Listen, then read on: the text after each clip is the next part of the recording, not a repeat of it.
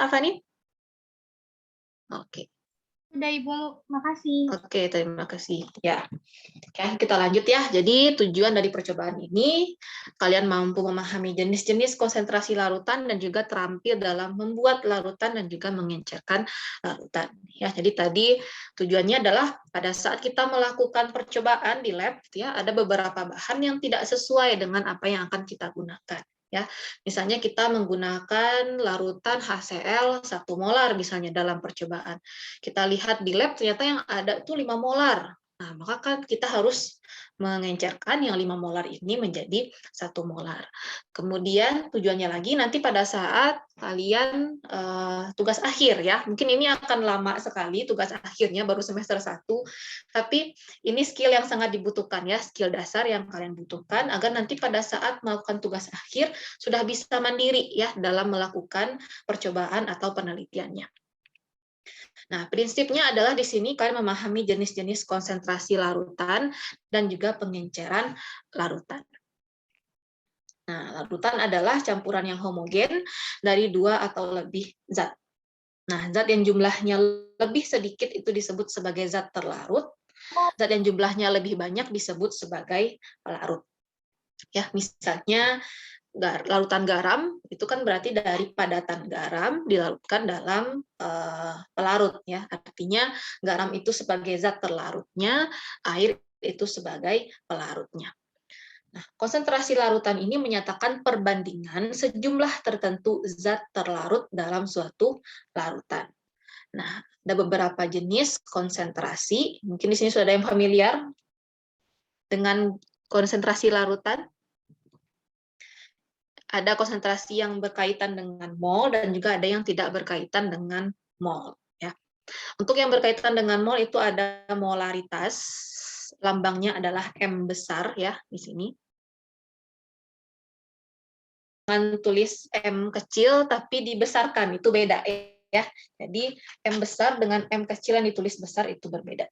Nah, kalau di satuan atau di perhitungan kimia ya, kalau untuk beda kapital saja ya, M kecil M besar itu beda artinya ya. Di ini molaritas, sedangkan kalau M itu bisa massa ya. Tapi kalau ini M lurus ya, tapi kalau M miring itu artinya adalah molalitas ya, molalitas. Di ini anggap ini M lurus ya. Ini adalah massa. Ya, jadi ingat untuk molaritas simbolnya adalah M besar. Nah, molaritas ini menunjukkan jumlah mol zat terlarut dalam 1 liter larutan. Oke, jadi di sini ada mol, ada volume. Nah, mol itu adalah N, ini ya, N kecil ini itu adalah mol. Kemudian V di bawah ini adalah volume. Nah, mol ini didapatkan dari gram per berat molekul atau bobot molekul atau gram per mr. Ya, jadi gram per mr itu adalah mol, kemudian dikalikan dengan volumenya di sini. Nah, mungkin ada yang pernah menggunakan perhitungan m per mr dikali 1000 per V misalnya ya. Pernah menggunakan persamaan itu? Pernah, Bu. Pernah, Bu. Pernah. Ya, M sama dengan M per MR dikali 1000 per V. Oke, pada saat kapan kita menggunakan persamaan seperti ini?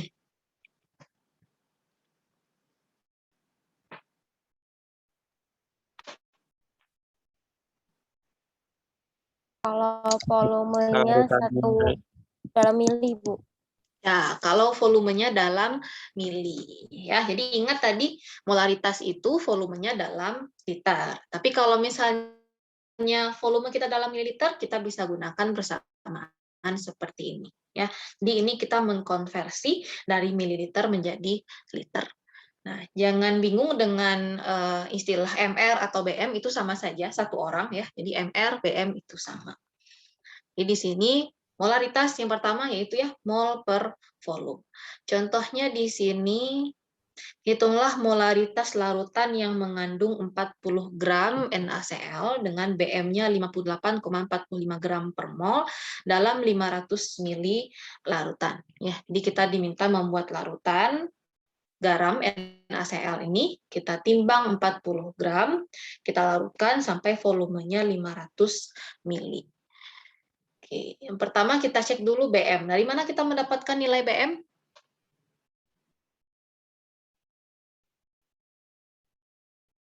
AR-nya Na sama Cl ditambahin, Bu.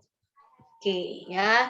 Jadi BM atau MR itu adalah nomor massa, ya. Jadi ingat ya, itu digunakan untuk menghitung BM atau menghitung MR. Nah, ini 58,45 ini adalah total dari AR Na ditambah dengan AR Cl. Nah, tinggal kita masukkan ke dalam persamaannya tadi ya, gram per MR dikali volume. Ya, 40 gram dibagi 58,45 gram per mol dikali 0,5 liter, didapatkan konsentrasinya 1,368 molaritas atau molar. Jadi ini untuk satuan yang pertama. Satuan molaritas ini banyak sekali kita gunakan ya di laboratorium kimia khususnya. Jadi saya harapkan di sini kalian sambil latihan ya untuk menuliskan atau menghitung konsentrasi dalam molaritas. Kemudian satuan yang kedua ada normalitasnya. Jadi ini mirip-mirip ya bunyinya. Molaritas, normalitas. Normalitas itu simbolnya adalah N besar ya. Normalitas ini menunjukkan jumlah gram ekivalen atau grek, kita kenanya ya, grek gram ekivalen zat terlarut dalam 1 liter larutan. Ya. Nah, untuk persamaannya adalah N besar sama dengan gram per BE dikali volume. Nah, BE di sini adalah berat ekivalen. Nah, inilah yang membedakan antara molaritas dan normalitas. Nah, berat ekivalen ini merupakan ukuran kapasitas reaktif molekul yang dilarutkan dalam suatu larutan. Nah, BE ini bisa didapatkan dari nilai BM atau nilai MR kita dibagi dengan satu valensi. Nah, valensi ini bisa berbeda-beda apabila reaksi kita reaksi asam basa ataupun nanti reaksi redoks. Nah, untuk reaksi asam basa, nilai valensi ini dilihat dari jumlah ion H+ dan OH-.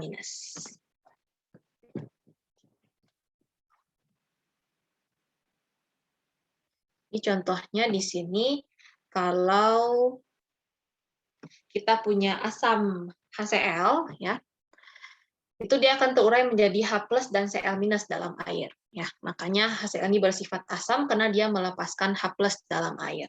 Nah, kita lihat di sini H+ yang dilepaskan itu adalah 1 H+. Nah, artinya 1 mol HCl ini setara dengan 1 mol H+ yang dilepaskan dalam larutan. Maka valensi HCl kita adalah 1. Ya. Dilihat dari valensinya, ya, dari berapa jumlah H+-nya. Ya, karena yang dilepaskan ada 1 H+, maka valensinya adalah 1. Jadi sekarang kalau kita akan menentukan BE dari HCl, BM-nya dilihat dari tabel periodik ya, nilai dari ARH ditambah dengan ARCl dapat BM dibagi dengan valensi. Valensinya tadi ada berapa? 1. Ya. Jadi artinya sekarang nilainya 1. Ya, diingat 1. Ya, begitu juga dengan contoh asam yang lainnya di sini ya. Ada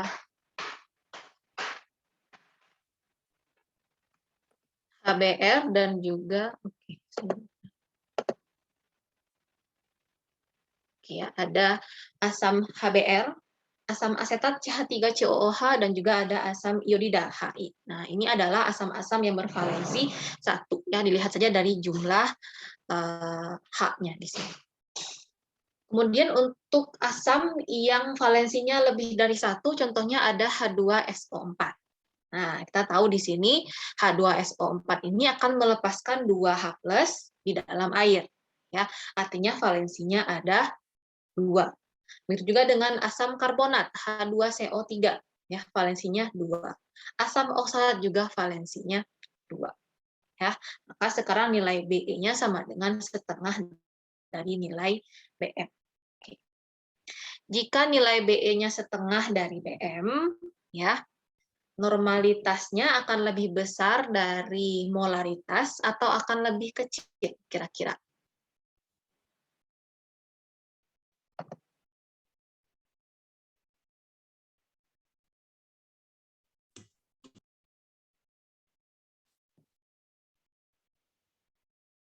Ini contohnya ya, untuk asam bervalensi lebih dari 1 ya. Ini kita ambil contohnya H2SO4.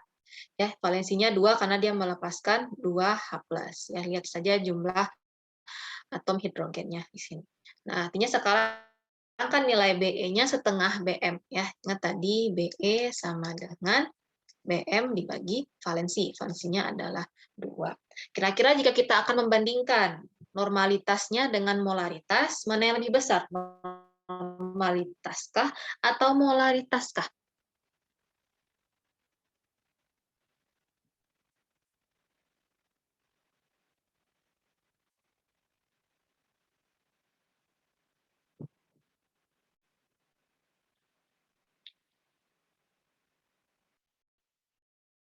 Normalitasnya, Bu. Normalitasnya akan lebih besar dibandingkan dengan molaritasnya. Ya, ingat tadi normalitas itu pakai Be ya, berarti kan pembaginya adalah Be. Kalau molaritas tadi pembaginya adalah Bm ya. Kan di sini gram per Bm dikali volume ya. Artinya jika Be-nya setengah dari Bm maka pembaginya akan lebih kecil ya. Kalau pembaginya kecil maka jadi nilai normalitas itu ya bisa sama dengan molaritas, bisa lebih besar dibandingkan dengan molaritas. Ya, kalau sama itu nya 1 ya, sehingga nilai N dan nilai M-nya itu sama. Tapi kalau valensinya lebih dari 1, maka nilai N ini akan lebih besar dibandingkan dengan nilai molaritas. Oke, sekarang kita lihat untuk yang contoh basa di sini. Ada KOH, ada NaOH, ada NH4OH. Nah, ini adalah basa-basa dengan valensi 1 ya. Kenapa? Karena dia melepaskan 1 OH- di dalam air. Nah, ini di sini pengantar sedikit ya untuk asam dan basa, walaupun di kuliah teori kita belum masuk. Untuk asam dan basa, asam adalah senyawa yang melepaskan H+ dalam air, sedangkan kalau basa itu yang melepaskan OH- dalam air. Nah, untuk basa sendiri kalau valensinya 1 ya artinya Be dan Bm-nya sama. Tapi kalau untuk basa-basa dengan valensi lebih dari 1, contohnya basa kalsium hidroksida, magnesium hidroksida, barium hidroksida, aluminium hidroksida contohnya, nah itu memiliki valensi lebih dari 1 ya. Kalau untuk Al itu ada AlOH 3 kali ya. Dilihat saja unsur dari si logamnya ini ya. Kalau dia golongan 3A maka hidroksilnya di sini atau OH-nya akan 3 jumlahnya. Kalau dia golongan 2A maka OH-nya juga 2 ya. Kalau golongan 1A Na KLI itu maka OH-nya hanya 1.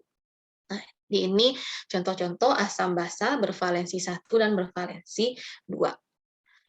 Nah, ini untuk yang asam basa. Selanjutnya kita lihat untuk yang valensi dilihat dari reaksi redoks.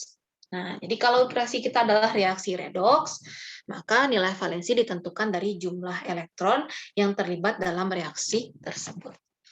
Ingat reaksi redoks adalah reaksi yang melibatkan transfer elektron ya. Jadi ada yang melepaskan elektron, ada yang menerima elektron. Yang melepaskan elektron itu dia mengalami reaksi oksidasi di sini. Jadi kalau melepaskan elektron, contohnya ini ya Fe2+ menjadi Fe3+ tambah elektron, dia melepaskan elektron, maka ini disebut dengan reaksi oksidasi. Ya, ditandai dengan pelepasan elektron. Jadi kalau reaksi reduksi kebalikannya, ya berarti dia yang menerima elektron. Ya. Kalau dia melepaskan elektron, maka biloxnya akan naik. Ya, ini bilangan oksidasi di sini, muatan ini menunjukkan bilangan oksidasi dari 2+ menjadi 3+, nilainya naik ya. Maka dia mengalami reaksi oksidasi. Untuk plus ditambah elektron menghasilkan Fe2+. Nah, ini untuk contoh reaksi reduksi. Ya, dia menangkap satu elektron sehingga biloxnya berkurang dari 3+ menjadi 2+. Nah, jumlah elektron yang terlibat dalam transfer tadi ada yang menerima, ada yang memberi. Nah, itu setara dengan valensinya. Ya, jadi kalau dia 1 mol, ada 1 mol elektron yang terlibat, maka valensinya 1. Ya. Jadi kalau misalnya valensi itu sama dengan jumlah elektron ya untuk reaksi redoks. Jadi untuk reaksi ini dari Fe2+ menjadi Fe3+, dia hanya melibatkan 1 elektron, maka valensinya adalah 1. Nah, maka nilai Be dan Bm-nya sama. Ya, tapi kalau nanti nilai jumlah elektronnya lebih dari 1, maka gunakan tadi ya Be sama dengan Bm dibagi dengan valensi. Nilai Be-nya pasti akan lebih kecil dengan nilai Bm atau nilai MR-nya. Nah, itu untuk normalitas. Sekarang kita lihat untuk satuan terakhir yang melibatkan mol, itu ada molalitas ya. Molalitas M kecil seperti ini. Ini adalah jumlah mol zat terlarut dalam 1 kg larutan ya. Jadi mirip-mirip dengan yang molaritas. Kalau molaritas tadi di atas itu kita dalam satuan volume larutan ya 1 liter. Kalau dalam massa 1 kg kita gunakan molalitas ya. Jadi mol per kilogram. Atau bisa juga dituliskan molalitas sama dengan massa dibagi dengan PM dikali 1000 di sini gram ya. Jadi kalau kita menggunakan satuan larutannya dalam bentuk gram, maka ini perlu dikonversi ya. Kita gunakan persamaan 1000 per gram. Tapi kalau misalnya dalam satuan kilogram, kita tuliskan massa per BM dikali kilogram larutan. Ya, jadi bisa yang di atas, bisa yang di bawah. Oke, ada pertanyaan dulu untuk satuan yang berkaitan dengan mol tadi, molaritas, normalitas, dan juga molalitas.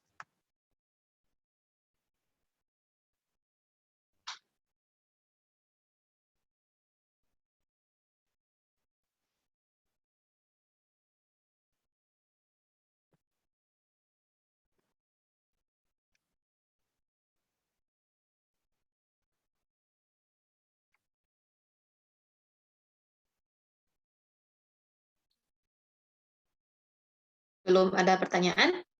Sepertinya belum ada, Bu. Belum ya. Bisa saya lanjut? Bisa, Bu. Iya, Ibu. Bisa. Oke ya, saya lanjut ya. Nah, kita masuk ke satuan yang kedua, yang konsentrasi yang tidak berkaitan dengan mol, itu ada persen bobot per volume, ya, atau disingkat dengan persen B per V, ya, B per V, berat per volume atau bobot per volume. Nah, persentase zatnya ini sama dengan massa zat A dibagi.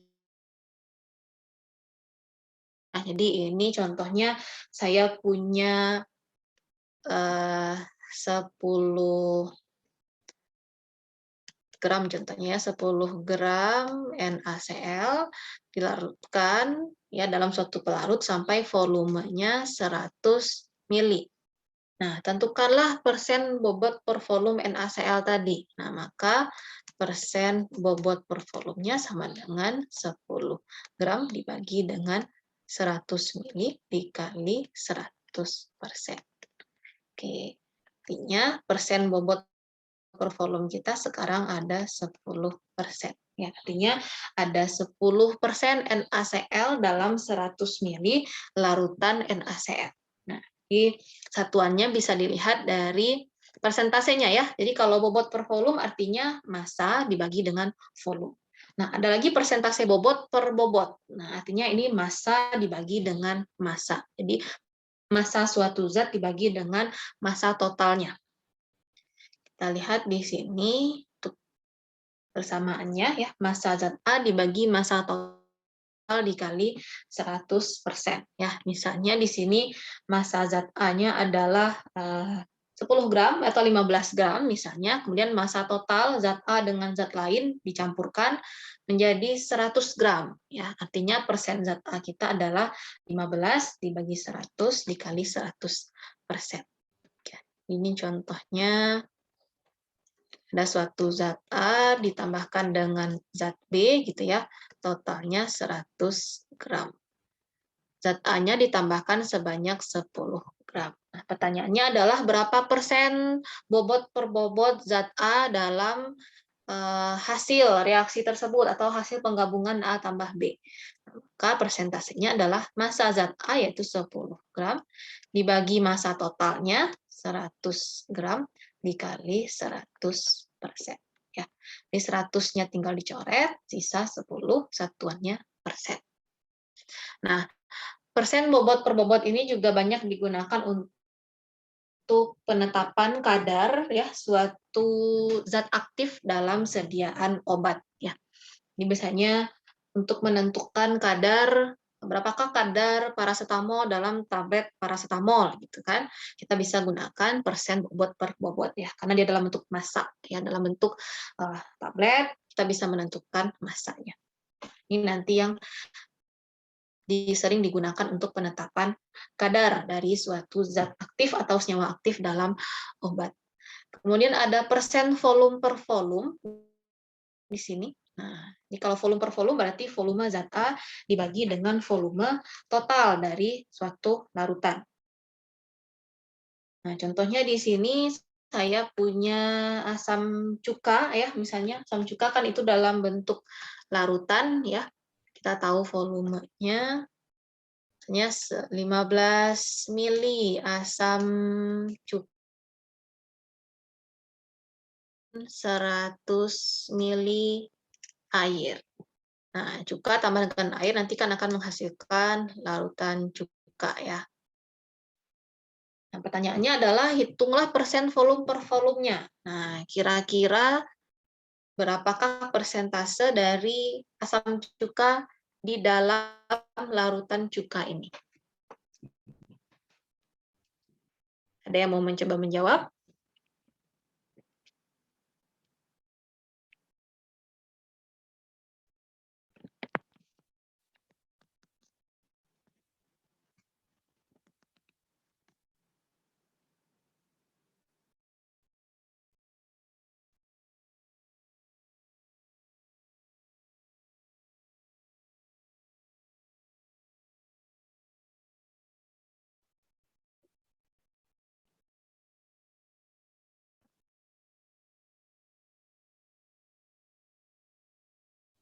Suara saya terdengar atau putus-putus? Terdengar, Ibu. Oke, kira-kira untuk yang persen volume per volume ini jawabannya seperti apa? Oke, saya harapkan di responsi ini semua menyimak ya. Kalau ada yang belum paham nanti bisa ditanyakan, bisa sambil dicatat di catatannya. Nanti di akhir akan ada kuis ya yang akan diberikan oleh asisten terkait materi hari ini. Oke, kira-kira untuk persen volume per volumenya nilainya berapa?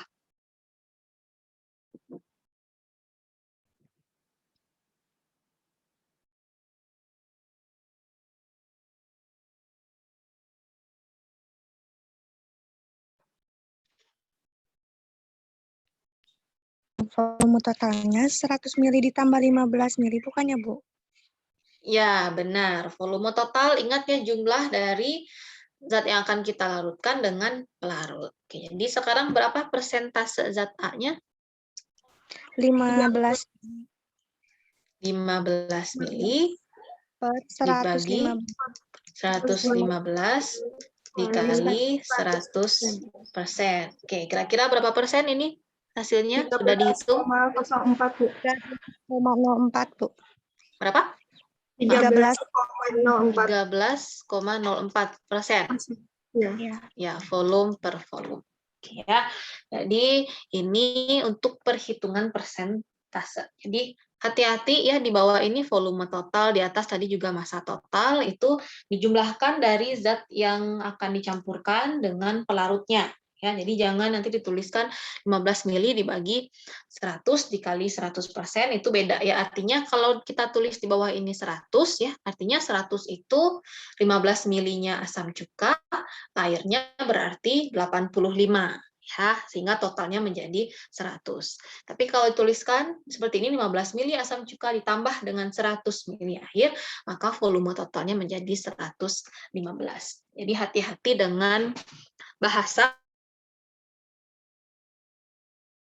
ini menjadi 500 mili dengan ditambahkan 500 mili itu berbeda ya. Kalau ditambahkan 500 mili artinya airnya 500 mili, kemudian tambahkan lagi dengan volume dari zat yang akan dilarutkan.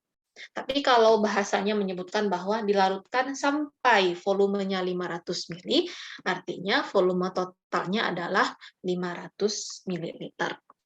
Jadi hati-hati dengan bahasa ya pada saat menerjemahkan dari suatu prosedur untuk menentukan konsentrasi. Nah, kita lihat satuan selanjutnya itu ada bagian per juta atau BPJ disingkat atau juga ppm ya, part per million.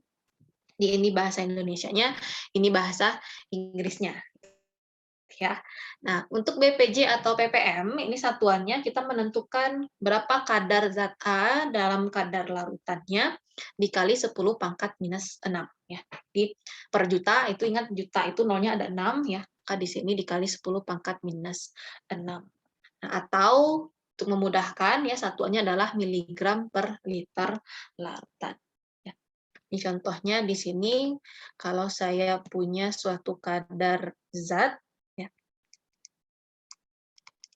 kadarnya adalah 100 gram dalam 1 liter. Ya, jadi saya punya 100 gram zat A dalam 1 liter larutan. Ya, diminta untuk mengubah satuan ini menjadi ppm. Nah, ingat tadi ppm satuannya adalah miligram per liter. Nah, kita tinggal ubah satuan ini 100 gram diubah menjadi miligram. Oke, dari gram diubah menjadi miligram, diapakan? Dikali, dibagi? Dikali, Bu. Dikali berapa? 1000. 1000 ya. Jadi 1000 ini dikali 100 berarti jadi 100.000 di sini ya. Miligram, satuannya 1 liter ya. Maka sekarang ppm-nya adalah 100.000 ppm. Ya, atau kita singkat dengan 10 pangkat 5 ppm. Ya, ingat ppm itu satuannya miligram per liter. Ya. Jadi ini mengubah dari kadar zat biasanya gram per liter atau gram per mili diubah menjadi satuan miligram per liter ya untuk menghitung ppm-nya. Kemudian selain ppm ya ada lagi satuan bagian per miliar ya atau part per billion. Jadi kalau tadi yang di atas part per million itu bagian per juta, ada lagi bagian per miliar. Artinya kadarnya pasti akan lebih kecil lagi ya. Nah, kita lihat kalau untuk ppb ini kadar zat A dibagi dengan kadar larutan dikali 10 pangkat minus 9. Ya, ingat miliar itu pangkatnya 9 angkanya. Ini karena dia part per 10 pangkat minus 9. Nah, untuk memudahkan satuannya diubah menjadi mikrogram per liter. Ya, jadi ini yang ditulis seperti mu ini ya. Ini miligram per liter. Jadi ini mikrogram per liter larutan. Nah, jadi kita bisa gunakan juga konversi suatu kadar zat menjadi satuan ppb. Ya, tinggal kita ubah dari gram menjadi mikrogram. Kira-kira dikali atau dibagi?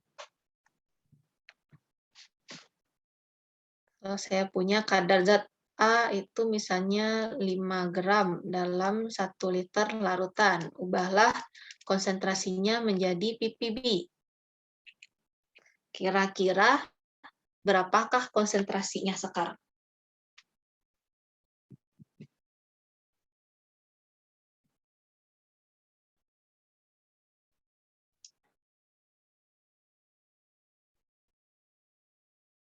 Lima kali 10 pangkat 6 nggak, Bu?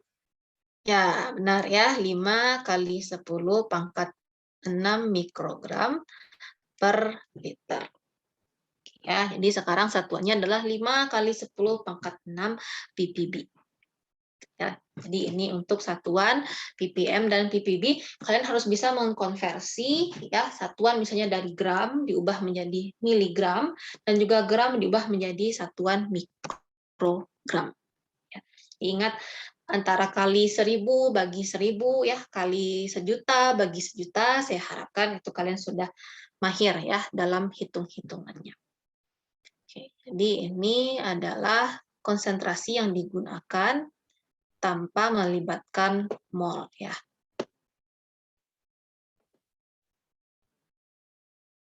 Oke, di sini kita lihat cara membuat larutan dari suatu padatan ya. Jadi kita punya padatan, kita tambahkan dengan pelarut sehingga dia menghasilkan suatu larutan. Nah, caranya adalah yang pertama padatannya ditimbang terlebih dahulu. Nah, menimbangnya berapa gram, Bu? Tergantung konsentrasi yang diinginkan ya. Di ini tergantung konsentrasi yang diinginkan. Jadi sebelum kita melakukan atau membuat larutan dari padatan, kita harus menghitung dulu berapa massa padatan yang kita butuhkan, kemudian berapa volume larutan yang akan kita tambahkan. Nah, untuk prosedurnya adalah padatan ditimbang terlebih dahulu. Di sini bisa menggunakan kertas timbang, bisa menggunakan kaca arloji. Ya. Kemudian setelah ditimbang, kita masukkan ke dalam labu ukur, kemudian ditambahkan dengan sejumlah volume larutan sampai tanda batas. Nah, perlu diperhatikan di sini kalau untuk membuat larutan, misalnya, Bu, saya ingin membuat larutan cuma 100 mili, ya, tapi saya menggunakan labu ukur 250 mili, itu bisa atau tidak? Jawabannya tidak. Ya, jadi kalau akan membuat suatu larutan, ya, menggunakan labu ukur dengan volumenya 100 mili, maka gunakan labu ukur yang skalanya juga 100 mili. Dalam labu 250 gitu ya, dikira-kira aja Bu, kayaknya mungkin sepertiganya atau setengahnya gitu, tidak bisa ya. Di karena labu ukur ini merupakan alat ukur yang analitis gitu ya, maka kita menggunakan sesuai dengan volumenya. Jadi kalau ingin membuat 250 mili, gunakan labu ukur 250. Jika ingin membuatnya dalam volume 50 mili, gunakan juga ukuran yang 50 mili. Untuk di labu ukur itu ada tanda batasnya di sini ya, tanda batas. Nah, maka pada saat kita menambahkan larutan ke dalam labu ukur ini, perlu hati-hati ya jika nanti volumenya sudah hampir mencapai tanda batas ya. Nah, nanti Bu kalau misalnya kelewat Bu di atas gitu ya, di atas tanda batas itu bisa dikurangi nggak Bu nanti dilarutkan lagi? Tidak bisa ya. Jadi kalau misalnya salah melarutkan, volumenya yang ditambah misalnya 300 mili gitu ya, karena kurang hati-hati dalam melihat tanda batas, kelewat gitu sampai ke atas. Nah, maka satu larutan yang ada dalam labu ini sudah beda konsentrasinya dengan konsentrasi awal yang dihitung. Nah, itu gimana Bu? Apakah bisa digunakan lagi? Tidak ya, larutannya dibuang. Jadi tidak bisa digunakan lagi. Nah, inilah yang perlu diperhatikan oleh para praktikan, khususnya nanti pada saat kalian melakukan tugas akhir, hati-hati pada saat membuat larutan ya. Jangan sampai salah membuat larutan, akhirnya larutannya tidak terpakai, ya terbuang, mubazir ya, padahal zatnya sudah dibeli, harganya mahal gitu ya. Jadi hati-hati pada saat mempaskan di sini ya volume dari larutan. Kemudian, nah di sini juga penting pada saat kita menambahkan pelarut ya ke dalam suatu labu ukur yang berisi padatan, jangan langsung diisi semua, diisi setengahnya dulu saja atau sepertiga, kemudian diaduk-aduk ya, diaduk-aduk labunya agar padatan tadi bisa terlarut ya, terlarut. Kemudian tambahkan lagi, diaduk-aduk lagi sampai larut, kemudian setelah larut sempurna baru dipaskan volumenya. Nanti kalau sudah pas ya tanda batas, ditutup labu ukur, kemudian digoyang-goyang atau dikocok ininya ya labu ukurnya. Nah, untuk menghomogenkan zat terlarut yang tadi kita larutkan. Ini untuk membuat larutan dari padatan. Ini alat-alat yang dibutuhkan ya, ada timbangan atau neraca analitis, kemudian ada labu ukur, ada gelas ukur, dan juga pipet tetes. Nah, kenapa menggunakan pipet tetes? Tadi untuk mempaskan tanda batas ya. Karena biasanya kalau kita menggunakan gelas ukur gitu ya, dituang ke dalam, itu kemungkinan volumenya yang ditambahkan itu tidak bisa dikontrol ya. Bisa jadi nanti melebihi tanda batas. Nah, jadi sebelum tanda batas, di stop dulu penambahannya, kemudian kita gunakan pipet tetes untuk menambahkan setetes-setetes, sampai nanti dia di tanda batas. Nah, ingat kalau larutannya itu jernih ya, tidak berwarna atau batas bawah. Asistenan nih tanya. Baik, atau si request-nya. Iri bilang babi. Alvin nu pertama na poho ieu teh. Yang percobaan tingkat pembuatan. Iri bilang babi. Balik tadi baju aja. Ervan mau menjawab?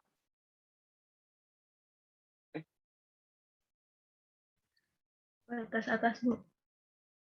Atas, yakin, bukan batas bawah.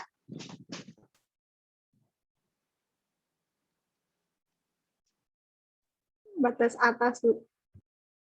Atas. Saya gambar lagi ya, ini misalnya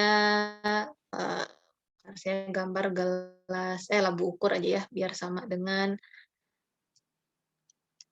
ini ya. Jadi ini adalah labu ukur. Kemudian ini adalah tanda batas di sini. Nah, larutan kita itu ya, kita membacanya batas atas atau batas bawah. Artinya apakah cekung seperti ini larutannya atau seperti ini? Batas bawah atau batas atas? Yang A Batas atau yang B? bawah, Ibu. Yang B, Bu. Yang B, Bu. Yang B. Yang A atau yang B? Yang B. Yang B. Batas bawah atau batas atas? B. Yang benar yang A ya, yang A. Jadi kalau untuk membaca volume larutan atau mempaskan volume larutan, kita gunakan batas bawah. Jadi kalau larutan itu kan dia tidak lurus ya, jadi dia pasti ada tegangan antar mukanya yang membentuk cekung seperti ini. Ya, nah, jadi kita gunakan batas bawahnya agar bisa mempaskan volumenya. Jadi bukan yang ini ya. Kalau kita gunakan batas seperti ini artinya volumenya masih belum tepat. Jadi kita gunakan batas bawah. Ingat ya, batas bawah itu yang cekung seperti ini. Nanti kita lihat dengan mata kita, di sini mata kita ya melihat sini ya, batas bawahnya. Jadi bukan batas atas. Kalau batas atas kita gunakan untuk larutan yang berwarna dan tidak bening atau tidak jernih gitu ya. Artinya tidak bisa kita lihat batasnya, maka kita gunakan batas atas. Ya, jadi kalau untuk larutan yang jernih, bening, tidak berwarna, kita gunakan batas bawah. Oke, bisa dipahami untuk prosedur pembuatan larutan dari padatan? Bisa, Bu. Bisa, Bu. Ya, paham dengan prosedurnya ya. Oke, jadi hati-hati juga pada saat menimbang padatan perlu diperhatikan sifat higroskopisnya. Ya, jadi kalau dia higroskopis jangan gunakan kertas timbang, tapi gunakan apa yang digunakan kalau padatannya higroskopis? Kaca arloji, Bu. Kaca arloji. Arloji ya, kaca arloji digunakan.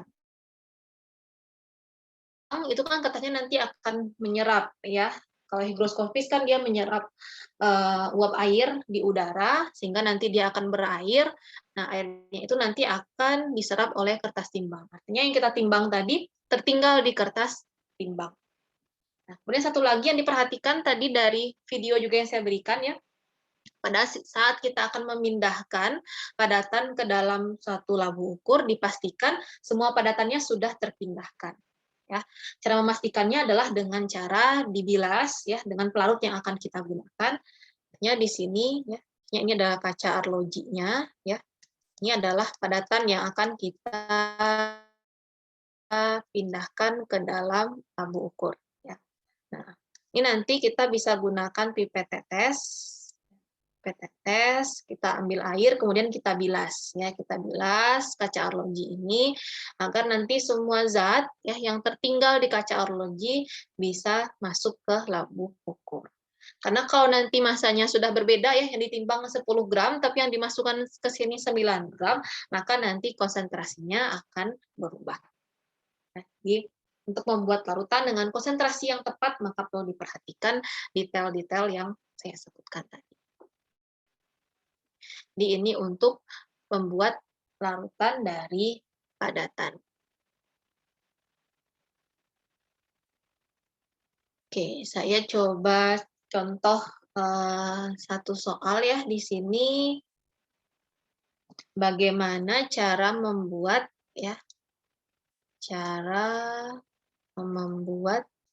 tulisan saya rapikan ya. Cara membuat larutan gula dengan kadarnya atau persentasenya 10% berat per volume. Nah, sini. Soalnya saya akan membuat larutan gula dengan kadarnya 10% berat per volume. Kira-kira di sini ada yang mau menjelaskan dari awal ya berapa yang ditimbang sampai nanti didapatkan larutan gulanya, itu prosedurnya seperti apa?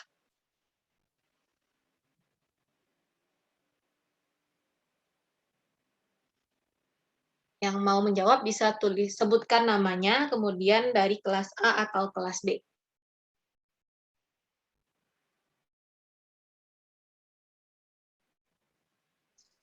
Ibu, maaf, tadi suaranya putus-putus. Gimana ya, Bu? Putus. Oh ya, oke, maaf. Terima kasih sudah mengingatkan.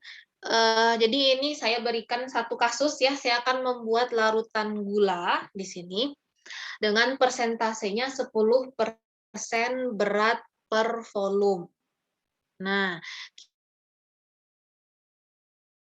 dari proses penimbangan sampai nanti proses pelarutannya seperti apa.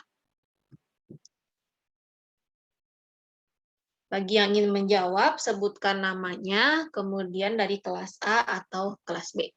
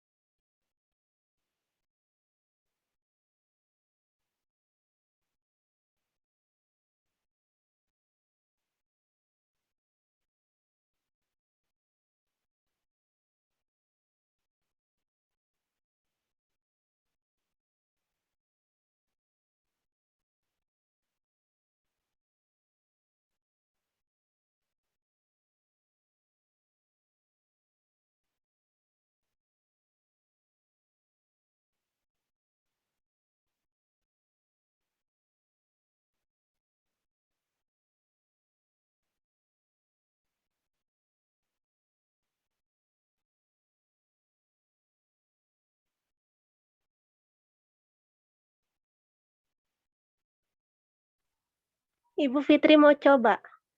Oke, boleh Fitri dari kelas B ya? Ya, kelas B. Oke, silahkan Fitri. Bagaimana kira-kira proses pembuatannya? Jadi, kan larutan gulanya 10% berat per volume, maka berat masanya itu 10 gram dengan volumenya 100 mili. Jadi, yang ditimbangnya itu 10 gram. 10 gram. Oke, saya tuliskan. Nah, ditimbang 10 gram. Kemudian? Ya. Terus nanti dimasukin ke labu ukur 100 mili. Kemudian? Nah, di labu ukur nanti dimasukin dulu airnya untuk yang sisa-sisa gula yang menempel pada dinding-dinding labu itu larut ke dalam dulu, ke bawah dulu, lalu digoyang-goyang sedikit dulu, terus nanti sampai batas ukurnya. Sampai batas labunya. Sampai batasnya. Batas Baru labunya. dihomogenkan gitu. Dihomogenkan. Oke ya.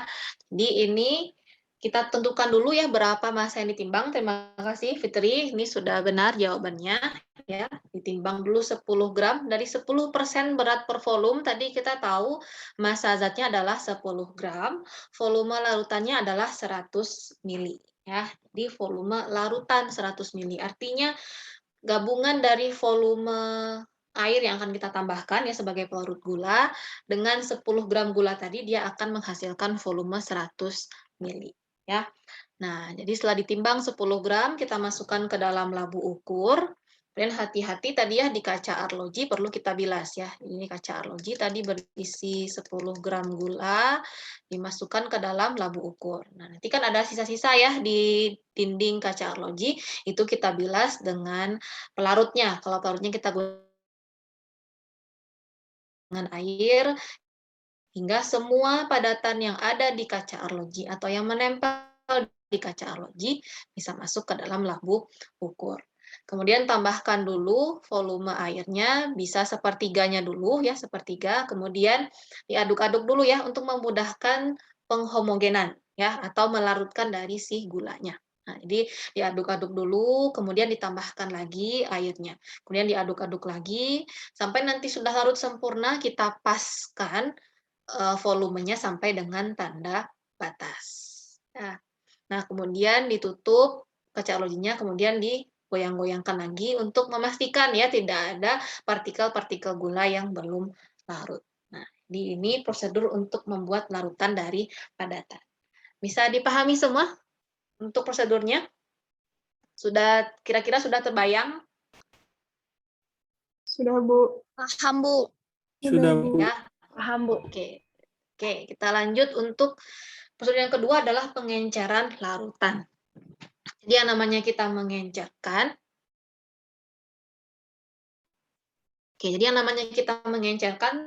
kita mengubah konsentrasi ya dari konsentrasi tinggi ke konsentrasi rendah atau dari konsentrasi pekat ke konsentrasi yang lebih encer. Nah, dalam proses pengenceran ini ya itu akan menambahkan lebih banyak pelarut ya ke dalam sejumlah larutan tanpa mengubah jumlah mol zat terlarut yang terdapat dalam larutan ya.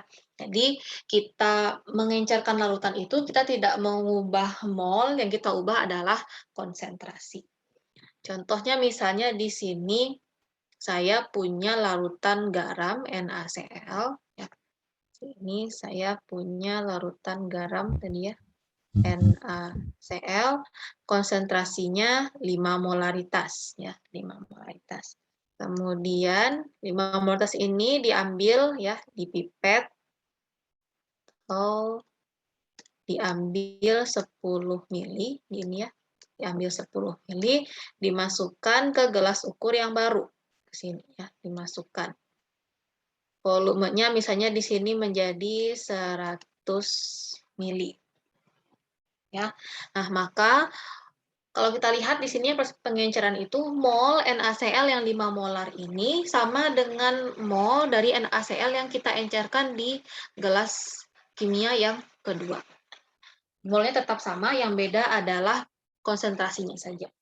Jadi ingat, mol itu kan tadi adalah gram per mR ya, atau massa per berat molekul. Jadi massa NaCl di sini itu juga sama dengan massa yang ada di sini. Ya, sama. Ini ibaratkan kita membuat larutan gula ya, kita ambil 2 sendok gula, kita masukkan ke dalam gelas kita yang pertama. Ya, ini ada 2 sendok gula, masukkan dalam gelas 100 ml.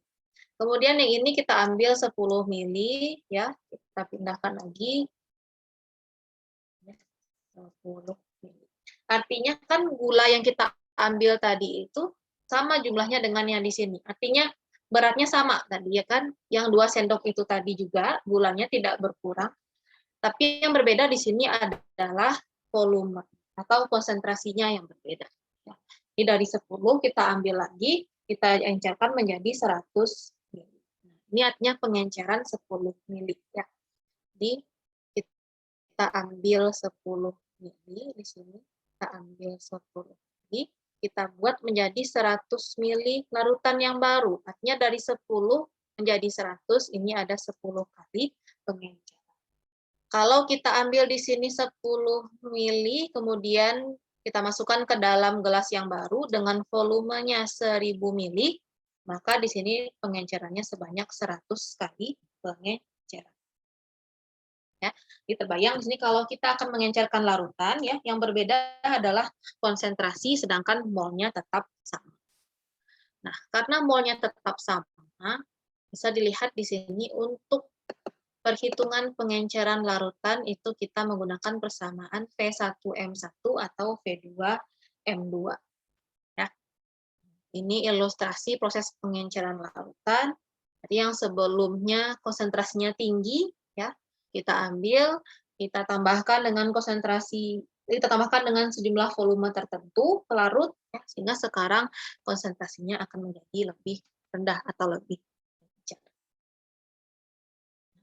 Untuk perhitungannya sendiri kita menggunakan ya V1M1 sama dengan V2M2.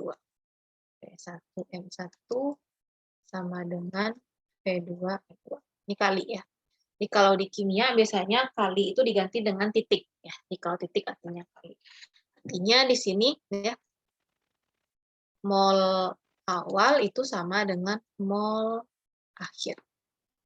Ingat pada proses pengenceran mol itu tetap sama, yang berbeda adalah konsentrasi. Nah, dari persamaan ini nanti kita bisa menentukan berapa volume yang diambil dari larutan pekat ya.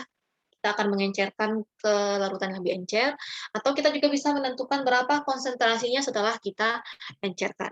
Ya, misalnya 2 parameter itu yang kita gunakan dalam proses pengenceran. Nanti kita akan lihat contoh soal. Nah, ini prosesnya atau prosedur untuk pengenceran larutan. Kita punya larutan induk, kita sebutnya, atau larutan stok, atau larutan yang pekat, labu ukur. Ya. Kemudian kita pipet sejumlah tertentu, jadi kita harus hitung dulu berapa yang akan kita sampai di sini.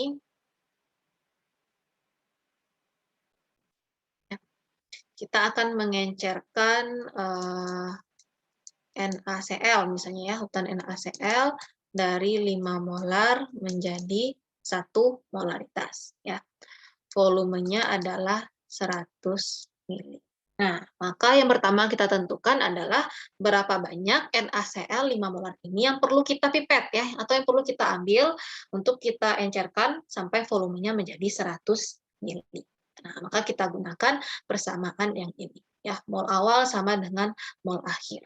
Tinggal kita masukkan V1-nya, ini yang kita cari ya, artinya volume awalnya kita belum tahu berapa yang akan kita ambil. Di V1 dikali dengan M1, M awal adalah 5 molaritas, sama dengan V2M2. V2 artinya berapa volume larutan yang akan kita buat nanti ya. Nah, di sini volumenya 100 mili. Oke, 100 mili. M2 adalah konsentrasi akhir setelah pengenceran ya. Kita menginginkan konsentrasinya 1 molaritas. Maka kita tulis 100 dikali 1. Maka volume dari NaCl 5 molar yang perlu kita ambil adalah 100 mili dikali 1 molaritas dibagi 5 molaritas. Ini konsentrasi coret ya di atas, M dan M coret. Sisa adalah 100 dibagi 5, 20 mili. Nah, artinya untuk membuat larutan NaCl 1 molaritas sebanyak 100 mili, maka kita perlu mengencerkan 20 mili NaCl 5 molar. Ya, jadi di sini kita ibaratkan ini adalah NaCl 5 molar tadi ya. Kita pipet sebanyak 20 mili. Ingat gunakan pipet volume atau bisa gunakan pipet ukur atau pipet takar ya. Ingat tanda batasnya kalau pipet volume itu atau pipet gondok ya, itu pipetnya satu ukuran saja. Jadi ada yang 20 mili, ada yang 25 mili, ada yang 10 mili. Digunakan yang sesuai dengan skalanya. Nah, kita pipet 20 mili, kemudian kita pindahkan ke dalam labu ukur yang baru.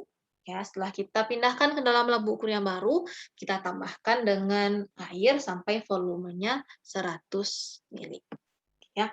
Jadi jangan siapkan airnya 100 mili, kemudian kalian masukkan 100 milinya itu ke dalam labu ukur, tidak ya. Karena nanti volumenya pasti akan lebih sedikit dibandingkan dengan volume yang akan kita buat. Karena apa? Karena tadi kan 20 milinya sudah diisi oleh si NaCl pekat tadi ya. Artinya dalam labu kita sudah berisi 20 mili larutan. Artinya untuk mempaskan dia menjadi 100 mili, kita butuh 80 ml lagi pelarut. Ya, jadi ingat, kalau kita akan mengencerkan larutan, ingat kita akan buat dalam berapa volume larutan, ya, di sini 100 mili, kita tambahkan sedikit demi sedikit. Ya. Jadi pada saat sedikit demi sedikit, kemudian diaduk-aduk agar dia homogen, baru ditanda bataskan. Kalau kita akan membuat dia dalam 100 mili, ingat gunakan yang 100 mili juga. Ya, labu ukurnya. Nanti tanda batasnya batas bawah. Di ini kalau garis lurus ini adalah tanda batasnya, maka nanti pada saat kita melihat volume larutannya akan berbentuk seperti ini. Ya, batas bawahnya yang pas di tanda batas. Oke, jadi ini adalah prosedur untuk pengenceran larutan. Kira-kira apakah ada pertanyaan atau ada yang belum dimengerti dari proses pengenceran larutan ini?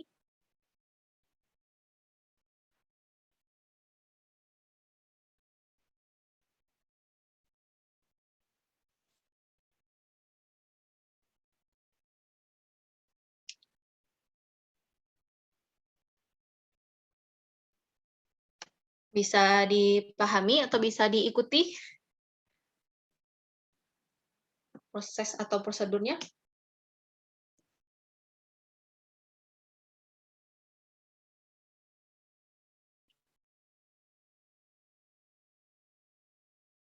Bisa, Bu. Bisa. Yang lain bagaimana? Apa ada pertanyaan? Kalau ada yang masih Belum ada. bingung, ditanyakan, bisa tanyakan langsung ya, karena nanti pada saat praktikum kan nanti sudah mengerjakan sendiri-sendiri ya. Ini jika memungkinkan nanti kita bisa mengerjakan di lab, nanti diminta untuk mengencerkan masing-masing. Gitu ya. Jadi kalau masih ada yang bingung, tidak apa-apa, boleh tanyakan sekarang. Belum ada? Pas dulu. Belum ada. Belum ada. Oke ya. Saya harap di sini semua bisa memahami prosedurnya. Kalau misalnya saya terlalu cepat untuk menjelaskan, tolong dikasih tahu ya. Karena saya memang kebiasaan ngomongnya cepat gitu ya. Saya takutnya nanti ada beberapa yang mungkin terlalu kecepatan Bu, jadi saya kurang paham gitu ya. Bisa ini saja nanti ya dikasih tahu. Nah, ini untuk perhitungan pengenceran larutan ya, ingat mol zat terlarut sebelum pengenceran itu sama dengan mol zat terlarut setelah pengenceran. Ya, yang berbeda tadi adalah konsentrasi. Ya, di sini V awal dikali M awal sama dengan V akhir dikali dengan M akhir. Ini konsentrasi yang sering kita gunakan di pengenceran itu adalah molaritas ya. Volumenya kalian bisa gunakan mililiter, bisa gunakan liter ya. Jadi kalau misalnya di sini kita gunakan liter, maka nanti di prosedur akhir atau di perhitungan akhir kita juga dapatkan dalam volume liter ya. Tapi kalau kita gunakan volumenya mililiter di awal, maka di akhir kita juga bisa gunakan mililiter. Nah, contoh di sini bagaimana cara membuat 500 ml larutan asam klorida HCl 5 molar dari larutan HCl 12,5 molar. Nah, di sini kita punya larutan induk ya HCl. Kalau disebutkan larutan induk atau larutan stok itu pasti konsentrasinya tinggi atau pekat. Nah, dari 12,5 kita akan encerkan menjadi 5 molar dengan volumenya 500 ml. Nah, tinggal kita masukkan ke persamaan M awal dikali V awal sama dengan M akhir dikali V akhir. Tinggal kita masukkan, ya, ini konsentrasi awal 12,5, V awal ini yang kita cari, ya, kita belum tahu akan berapa yang kita pipet, ya, dari larutan stok, sama dengan M akhirnya 5 molar yang diharapkan nanti, ya, dengan volumenya 500 mili. Nah, dengan perhitungan matematis didapatkan volume awalnya 200 mili. Nah, artinya ada 200 mili, ya, larutan HCl 12,5 molar yang dipipet dan diencerkan sampai volumenya 500 ml. Kalau saya gambarkan di sini, ini larutan stok kita, ya, tadi HCl 12,5. Nah, ini diambil 200 mili. Nah, 200 mili itu kita pipet, ya, kita masukkan ke dalam labu ukur yang baru, kemudian dipaskan sampai volumenya 500 mili. Nah, inilah konsentrasinya yang baru, yaitu 5 molaritas. Jadi kalau misalnya volumenya berbeda, tidak pas 500 mili, itu akan mempengaruhi konsentrasi. Jadi di sini diminta untuk kalian tepat untuk menimbang dan juga tepat membaca larutan di dalam skala pipet takar atau pipet volume. Ya, itu yang perlu diperhatikan. Jadi itu materi untuk percobaan ketiga. Nah, ini alat bahannya, ya, ada kaca arloji, gelas kimia, labu ukur, gelas ukur, pipet takar, pipet tetes, spatula. Bahannya ada NaOH, HCl, H2SO4, dan juga Aquades sebagai pelarut. Oke. Untuk prosedur percobaan yang pertama, ini pembuatan larutan dari padatan. Tadi, ya, di sini diminta untuk membuat larutan NaOH 1 molaritas. Ya. Siapkan alat dan bahan yang diperlukan, yaitu kaca arloji, botol timbang, gelas ukur, spatula, padatan NaOH, dan Aquades. Kemudian hitung jumlah gram NaOH yang diperlukan. Nah, kira-kira di sini ada yang mau menghitung kira-kira berapa NaOH yang kita butuhkan untuk membuat larutan NaOH 1 molaritas. Volumenya di sini 100 mili. Ada yang mau bantu jawab? Kira-kira berapa gram NaOH yang kita timbang?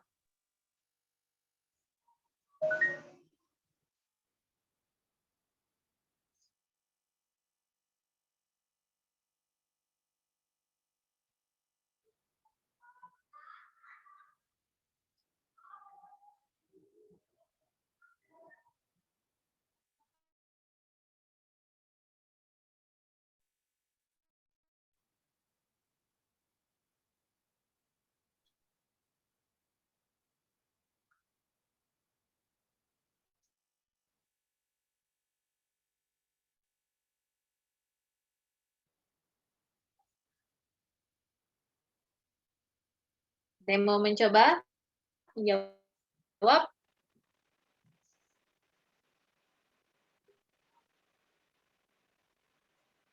Kira-kira ada berapa gram NaOH yang dibutuhkan untuk membuat larutan NaOH 1 molaritas, volumenya 100 mili.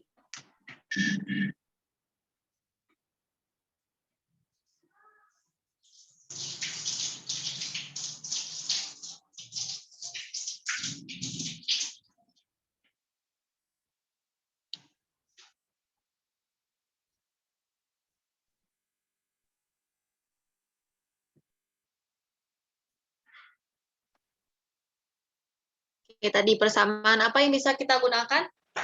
Molaritas, Bu. Molaritas, benar. Tadi rumusnya M sama dengan gram dibagi BM dikali V. Nah, atau bisa juga tadi gram per BM dikali 1000 per. Ingat, kalau gunakan persamaan ini V-nya dalam liter, kalau gunakan persamaan ini V-nya dalam mililiter. Oke. Yang ditanya adalah gram massa. Oke, jika kita akan menentukan massa, kira-kira persamaannya seperti apa? gram Gram gram sama dengan molaritas dikali volume mililiter volume mililiter dikali mr dikali mr atau bm di sini ya, dibagi 1000 ya. Nah, jadi ini penyusunan ulang ya, persamaan di atas ini disusun ulang sehingga kita bisa mendapatkan massa dari NaOH yang ditimbang. Nah, jadi ini sama dengan M-nya dikali silang ke bawah ya, konsentrasi dikali BM dikali V dibagi dengan 1000 sama dengan gram. Atau kalau kita gunakan persamaan ini tidak perlu dibagi 1000 ya, tapi volumenya harus dalam liter. Nah, tinggal kita masukkan saja di sini angka-angkanya sudah ada semua ya. M-nya 1M, volumenya 100 mili, BM-nya 40 gram per mol dibagi 1000. Oke, kira-kira berapa gram yang ditimbang? NaOH-nya 4 gram ya. 4 gram ya. Jadi ini satuan ini habis dengan mol. Ini 1000 ya. Di atas sudah 100, coret 2 nolnya, di bawah juga coret 2. Bisa 1 nol di atas, coret lagi dengan 1 yang. Jadi ada 4 gram yang ditimbang. Nah, tadi prosedurnya sudah saya jelaskan di atas tadi ya, ditimbang dulu, masukkan dalam labu ukur, tambah aquades sedikit dengan tanda batas. Untuk percobaan pertama. Untuk percobaan yang kedua ini pengenceran larutan di sini ada HCl ya. Jadi kita siapkan labu ukur di sini 50 mili. Oke, kita sudah tahu bahwa yang akan kita encerkan nanti itu volumenya sebanyak 50 mili. Nah, hitung volume HCl 1 mol yang dibutuhkan untuk membuat larutan HCl dengan konsentrasi 0,1 molaritas. Oke, ada yang mau bantu menjawab untuk prosedur nomor 2. Kira-kira perhitungannya seperti apa?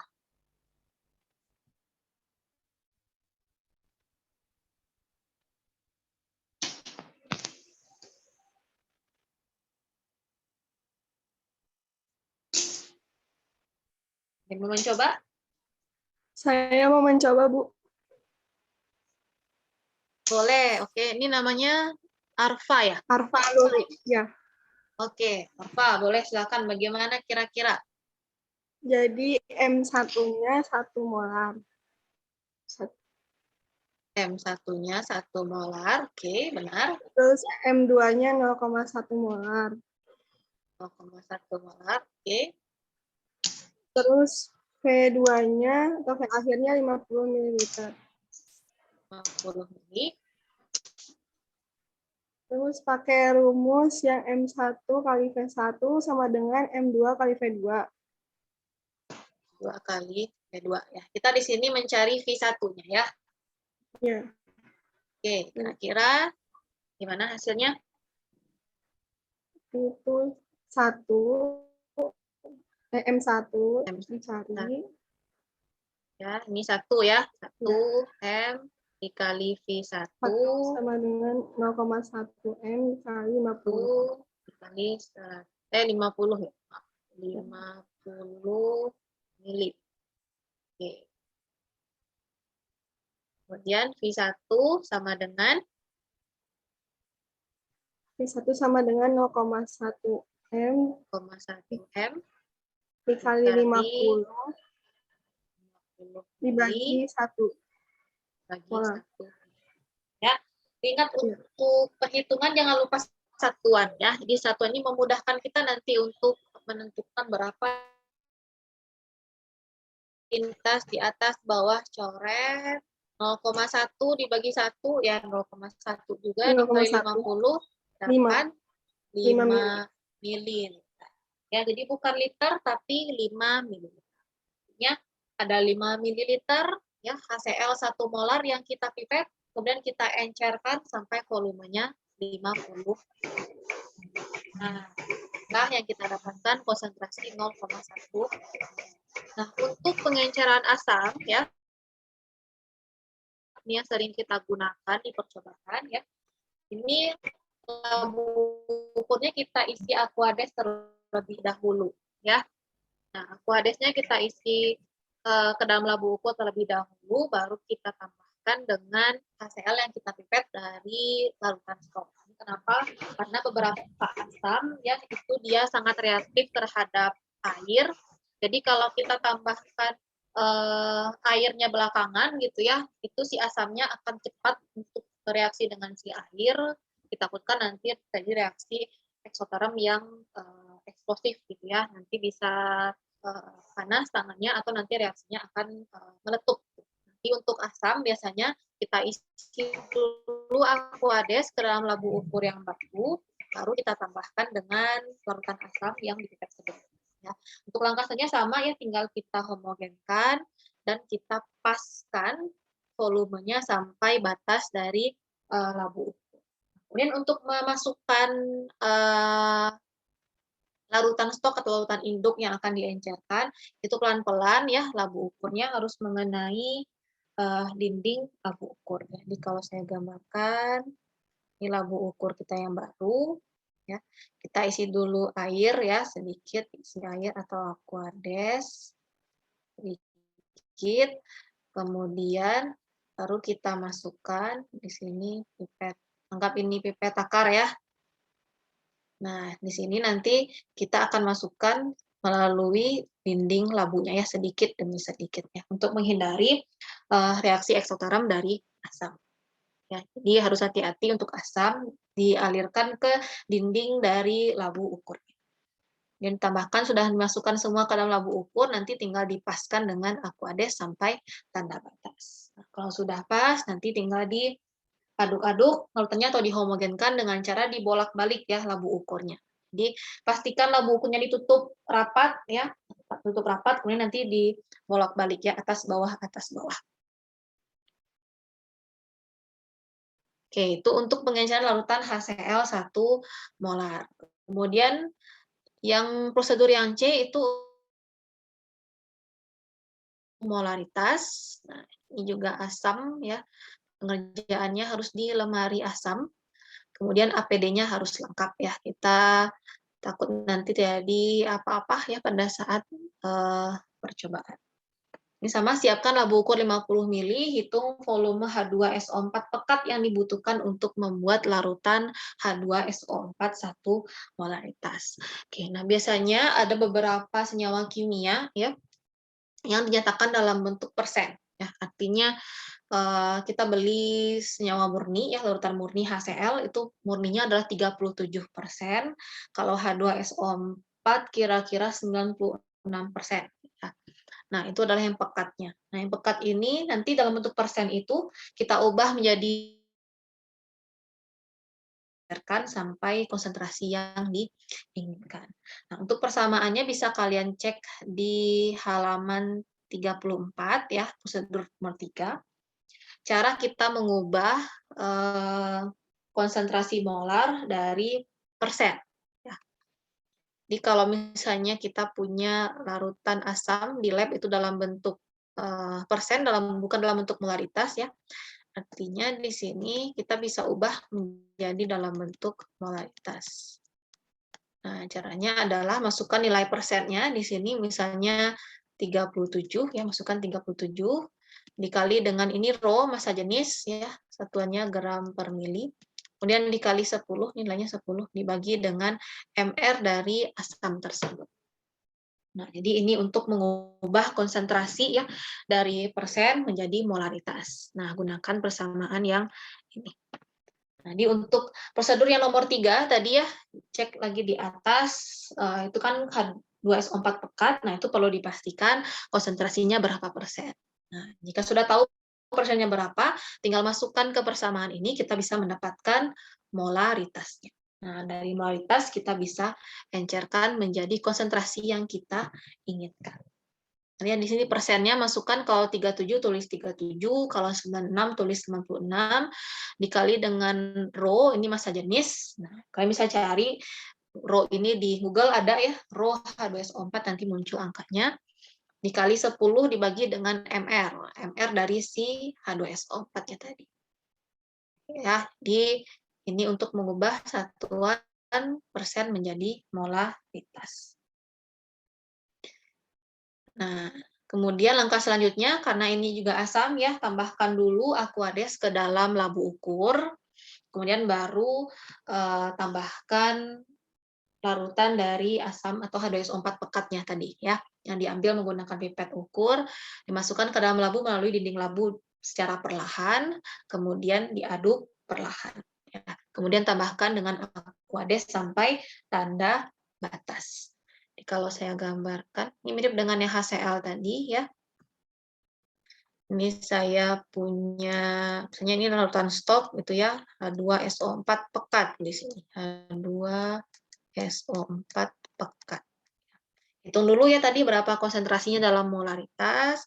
Dan ini kita pipet ya, sejumlah volume tertentu. Kemudian kita pindahkan ke dalam labu ukur yang baru ya. Kita akan membuat konsentrasinya.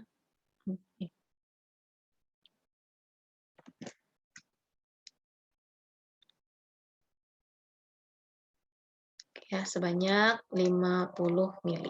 Nah, jadi ini diisi dulu dengan Aquades. Kemudian ini dimasukkan ke dalam labu ini ya. H2SO4 pekat dimasukkan ke dalam labu yang baru. Kemudian nanti diaduk atau dihomogenkan dengan cara membolak-balikan labu ukur. Ingat, labu ukurnya harus ditutup yang rapat ya. Kalau nanti tidak rapat, larutannya akan bocor, banyak yang tumpah, nanti terganggu konsentrasinya ya. Jadi konsentrasinya tidak sesuai lagi dengan yang kita hitung di awal. Jadi itu untuk prosedur percobaan 3 ya, ada pembuatan larutan, ada pengenceran larutan. Nah, prosedur ini ya, yang A, B, dan C ini kalian tuliskan dalam bentuk diagram alir. Seperti biasa ya, logbook 2 dan 1 sebelumnya. Ini data pengamatan, di sini prosedur, di sini untuk melihat apakah dia homogen atau larut sempurna. Ini pengolahan data tadi ya, berapa massa NaOH yang ditimbang, berapa volume HCl yang dipipet, dan juga ini penentuan konsentrasi larutan dari H2SO4 pekat ya, dalam bentuk persen. Jadi di bab ini ada pengolahan datanya. Ya. Kemudian ini ada tugas pendahuluan ya. Jadi tugas pendahuluan ini nanti kalian Azania saya mute dulu ya. Ya. Ini untuk tugas pendahuluan ya, ada 5 soal. Ini nanti kalian jawab di logbook ya, setelah daftar pustaka. Ya. Ini tetap di logbook yang sama, jadi bukan di kertas terpisah ya, tetap di buku logbook itu, tapi nanti di bagian setelah daftar pustaka ya. Kalian tuliskan jawaban dari 1, 2, 3, 4, 5 soal ini. Untuk pengumpulan logbooknya sama seperti sebelumnya, itu deadline-nya minggu depan ya, sebelum responsi praktikum selanjutnya dilakukan. Jadi kalau ada waktu luang ya, dicicil dari sekarang untuk menulis logbook. Oke, jadi sekian untuk materi percobaan 3, pembuatan dan pengenceran larutan. Kira-kira apakah sudah dipahami atau ada yang akan ditanyakan? Untuk sekarang Belum. Oke, jadi sudah tergambar kira-kira ya apa nanti akan dilakukan pada saat praktikum?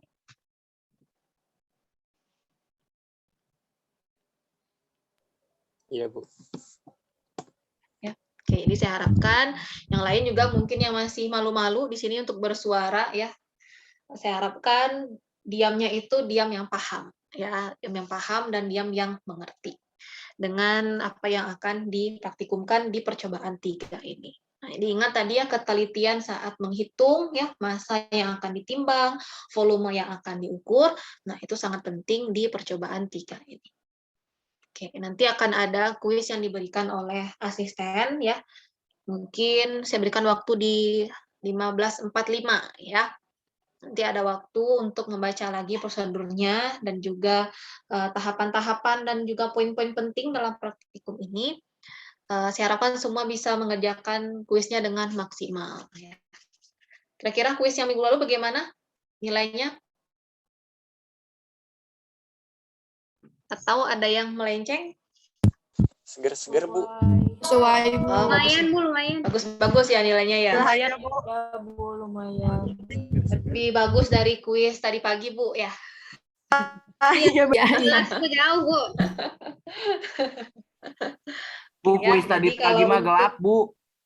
Gelap, kenapa gelap? Kan udah saya kasih tahu dari minggu lalu kalau ada kuis. Enggak gelap, bangun tidur udah ketemu Bukan, Bu, kuliah. kaget. Kaget ya. Panik, Bu. Ya, jadi Oke, jadi tadi permulaan ya, mungkin itu kuis pertama atau mungkin sebelumnya sudah pernah ada kuis juga di mata kuliah sebelumnya ya. Semoga nanti ke depannya bisa lebih rileks ya dalam menghadapi kuis. Ya, jangan panik tapi kerjakan saja. Tadi saya juga heran ada yang mengerjakan dalam waktu yang singkat tapi dilihat hasilnya tidak maksimal ya. Apakah mungkin lagi ngantuk ya, terus klik saja terus submit gitu ya tanpa melihat ini pertanyaannya seperti apa gitu ya. Jadi tolong dimaksimalkan waktu yang diberikan. Kalau ada yang masih diragukan, coba dibaca-baca lagi soalnya. Kemudian hati-hati dengan membaca soal ya yang ada kecuali ya seperti itu. Jadi jangan sampai nanti menjawab soalnya jadi salah gitu. Semoga kedepannya nanti nilai kuisnya akan lebih baik dari yang hari ini ya.